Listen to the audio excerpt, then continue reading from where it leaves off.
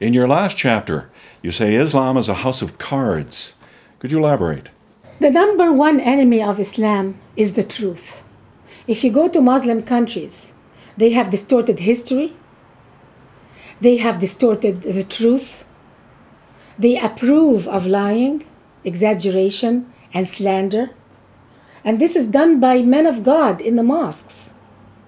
For instance, in the mosques, they advocate that Israel is behind the non-success of the revolutions.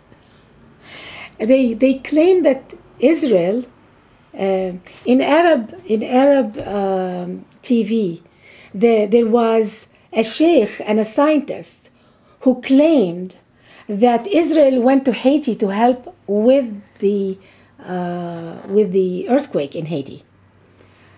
Not because of the goodness of their heart to help the Haitian people, but because they wanted to harvest the organs of the Haitian people for medical purposes.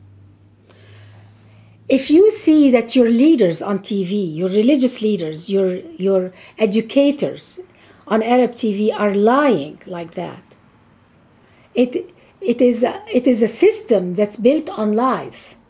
It's a system that doesn't want to see reality and the truth.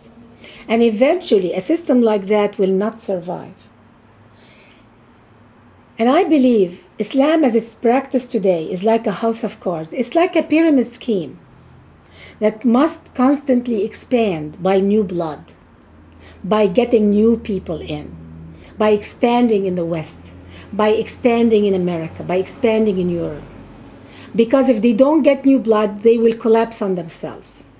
It's like a pyramid scheme. It has to keep feeding the bottom in order to keep going.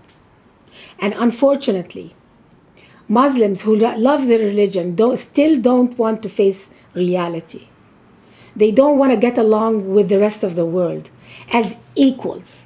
They are still in the mode of conquering the West, conquering the world. And we have seen many ideologies.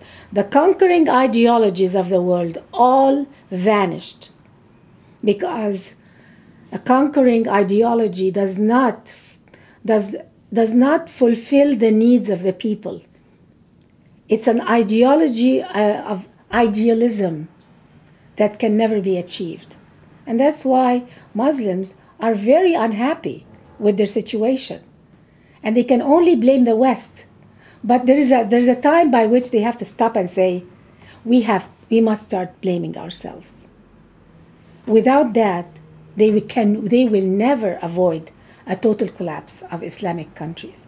It is Muslims who love their religion and who love their society and who love their people, who want to survive, who should face the truth and who should handle life from the point of view of truth and not fiction.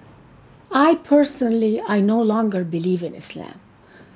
So I don't believe that people who don't believe in an ideology can reform it. I cannot reform Islam, and that's why I left Islam. It's up to the people who call themselves Muslims, who genuinely believe in the religion, to reform it.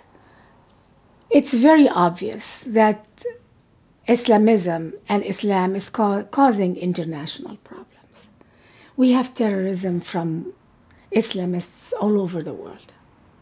There is a problem, and any honest Muslim should realize that. The West has a lot of issues about Islam. They have a lot of questions. They're worried. And their questions need honest answers. Only committed Muslims need to be honest with the West and speak to them about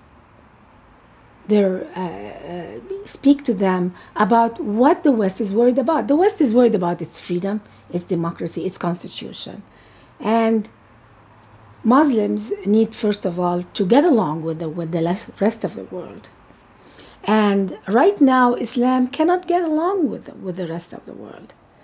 And it needs a reformation. It needs a reformation because there is a lot of Muslims all over the world who are yearning for freedom and democracy. And they cannot have it under the Islamic State. There is a lot of soul searching that Muslims need to do. And they are the ones who can answer you if Islam is reformable or not. But as to me, I don't believe that it's reformable. It's up to Muslims who believe in it to find it reformable or not.